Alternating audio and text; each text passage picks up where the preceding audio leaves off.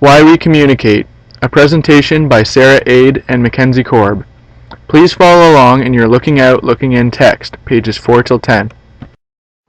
Physical needs are an essential part of life. Your physical health is greatly affected by the presence or absence of communication with others. A case study done by Frederick II, Emperor of Germany from 1196 to 1250, shows just how important communication is. He wanted to see what language children would pick up on if not cradled in any way by their foster mothers or nurses. This study ended in the death of all the children, showing that communication is essential for life. The lack of physical communication between individuals is proven to have a wide range of health threats. Some examples include: divorced individuals are 5 times more susceptible to all types of cancers compared with their married counterparts. Just focusing on men who are divorced before age 70 die from heart disease, cancer, and strokes at double the rate of married men. 3 times as many die from hypertension, 5 times as many commit suicide, 7 times as many die from cirrhosis of the liver, and 10 times as many die from tuberculosis. Socially isolated people are 4 times more likely to contract a common cold than those who have active social networks, and are 2 to 3 times more likely to die prematurely. This research shows just how important it is to have satisfying personal relationships. The actual amount needed varies for each individual, and the quality of communication is almost certainly as important as the quantity. Identity needs of communication.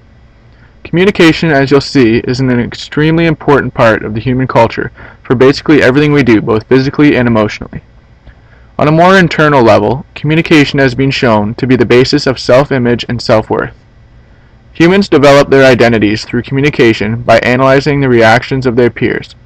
From multiple interactions, an individual finds a niche for themselves and develops a character based around this niche.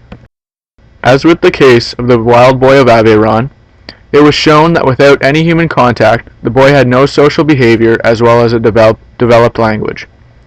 On top of this, he had no sense of identity or feelings of belonging in respect to humanity. The determination of identity also has a role in relationships. When a person develops themselves, they unconsciously accept certain aspects of themselves as truths. With relationships, a person who accepts themselves as being inadequate may find themselves in a relationship where they feel inadequate. This can obviously produce negative relationships within a person's life. However, this problem and idea of self can be altered through other positive relationships. Through intimate relations with another person, a person's feeling of self-worth can improve and allow them to lose those feelings of inadequacy. Social scientists have argued that communication is the principal way in which relationships are created.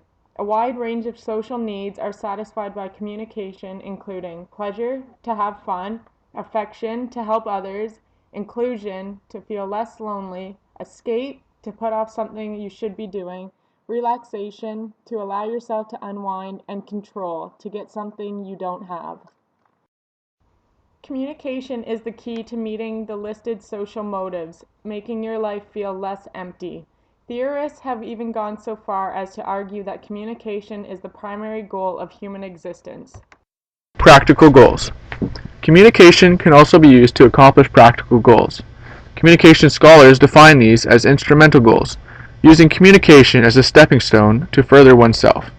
In short, this is the ability to use a mode of communication to achieve something. An example of this would be creating this multimedia presentation or attaining a good job by communicating well in an interview.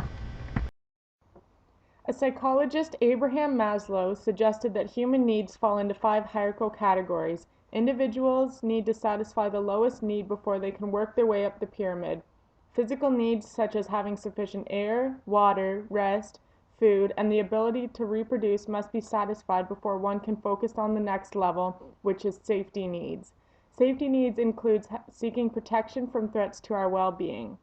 Social needs are the next level on the pyramid, which were discussed earlier as being social motives to communicating. Beyond these are self-esteem needs and self-actualization, referring to the desire to believe we are worthwhile, valuable people, and the desire to become the best person we can possibly be, respectively. That is all. Thank you for listening.